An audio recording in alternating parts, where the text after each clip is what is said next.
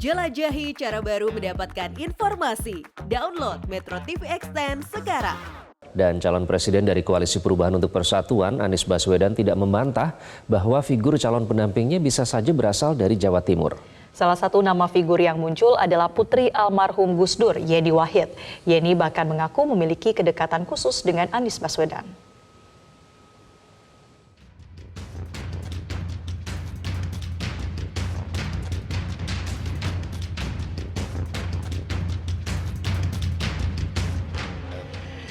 Merasa terhormat, sebuah amanat yang tidak kecil yang diembankan.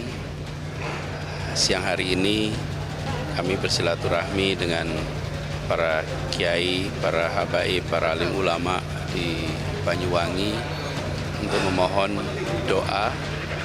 Insya Allah ini menjadi bekal di dalam kami berjuang menjalankan amanah. Demi meraih restu kiai dan doa ulama, itulah alasan calon presiden Anies Baswedan menggelar silaturahmi kebangsaan di wilayah Jawa Timur. Bahkan Anies juga melempar sinyal bahwa calon pendampingnya bisa saja dari Jawa Timur. Karena di mata Anies, Jawa Timur merupakan wilayah yang penting dan strategis. Tentu penting dengan jumlah pemilih yang sangat besar, memiliki nilai yang strategis. Karena itu kami sampaikan bahwa ikhtiar yang diamanatkan pada kami itu adalah ikhtiar untuk membawa misi. Misinya apa? Menghadirkan rasa keadilan. Dan kami berharap kabupaten, kota, perdesaan yang mungkin perhatian untuk pembangunannya kurang itu akan menjadi prioritas. Dan itulah sebabnya Jawa Timur menjadi penting.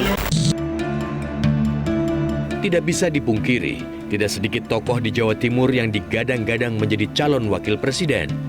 Jika Jawa disebut menjadi kunci, bagaimana posisi Jawa Timur sebenarnya dalam kancah politik nasional?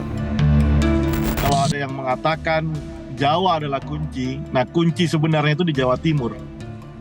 Karena memang Jawa Timur ini bisa menentukan baik di dua level ya, baik di level perebutan koalisi tiket ya karena besarnya pengaruh pemilih Nahdlatul Ulama di situ maupun ke level grassroots. Seperti kita ketahui Nahdlatul Ulama bagaimanapun punya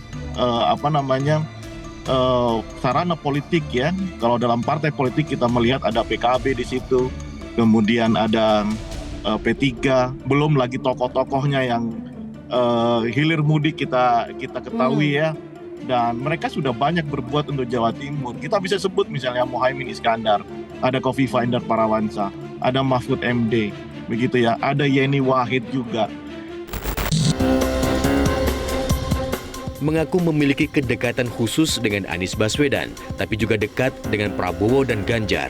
Putri almarhum Gus Dur, Yeni Wahid, menyatakan siap jika disandingkan menjadi calon pendamping.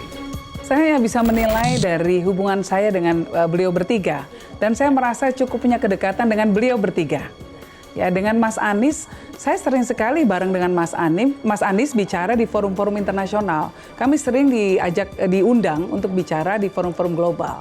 Yang kedua, Mas Anies juga ketika saya pulang dari mengambil master saya di Amerika, Mas Anies kebetulan rektor Paramadina, beliau menarik saya untuk menjadi dosen di Paramadina.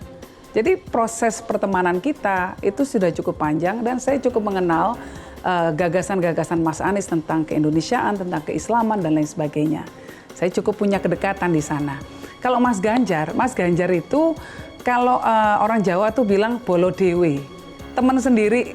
Kenapa? Karena teman-teman Mas Ganjar teman-teman saya juga, teman-teman suami saya juga yang lulusan UGM. Nah, selain itu Mas Ganjar adalah berasal dari kelompok nasionalis. Nah, bagaimanapun kader-kader Gus Dur, anak ideologis Gus Dur pasti punya nasionalisme yang kuat. Nah, sementara Pak Prabowo itu pernah jadi besan politiknya Gus Dur karena kader beliau itu menikahi saya. Walaupun sekarang sudah pindah partai ya di PSI sekarang. Tapi dulu ketika masih di Gerindra, suami saya kan kadernya Pak Prabowo, dan saya harus berterima kasih kepada Pak Prabowo Karena gara-gara berkampanye untuk Pak Prabowo tahun 2009, saya ketemu suami saya. Nah, jadi ada hubungan khusus banget kan. Jadi kalau namanya kedekatan, semuanya dekat. Semuanya bisa berkomunikasi dengan lancar. Di luar nama Yeni Wahid, bursa calon pendamping Anies Baswedan ada beberapa nama yang mencuat, di antaranya Agus Harimurti Yudhoyono, Susi Pujastuti, Muhaimin Iskandar, dan Mahfud MD, serta tokoh-tokoh lainnya.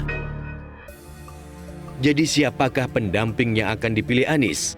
Yang jelas, Koalisi Perubahan untuk Persatuan sudah menyerahkannya kepada Anies, dan nanti di hari baik, Anies akan memilih yang terbaik. 1. Dia bisa membantu pemenangan. Tentu saja, bukan? Masa pasangan yang malah membuat kalah gitu? Iya kan? Ya kan nomor 1 dia bisa membantu pemenangan. Yang kedua, dia bisa membuat koalisi makin solid. 3. Dia bisa membantu di dalam proses pemerintahan bila ditakdirkan menang. Keempat, dia punya visi yang sama. Jangan sampai visinya beda, nanti rutenya beda. Nah itu semua programatik, itu semua teknokratik. Yang kelima adalah lebih pada kepribadian. Apa? Chemistry-nya baik. Boleh kan punya chemistry yang baik sehingga bisa jadi duit tunggal, bener ya kira-kira? Tapi saya rasa dalam perjalanannya kelihatannya ada kriteria nomor 0. Yang itu dulunya saya tidak memasukkan itu, yaitu tak bermasalah. Iya, tak bermasalah dan berani gitu, berani tak bermasalah. Karena kalau ada masalah mudah sekali kesandung sekarang ini. Nah siapa namanya? Ya. Nah ini dia.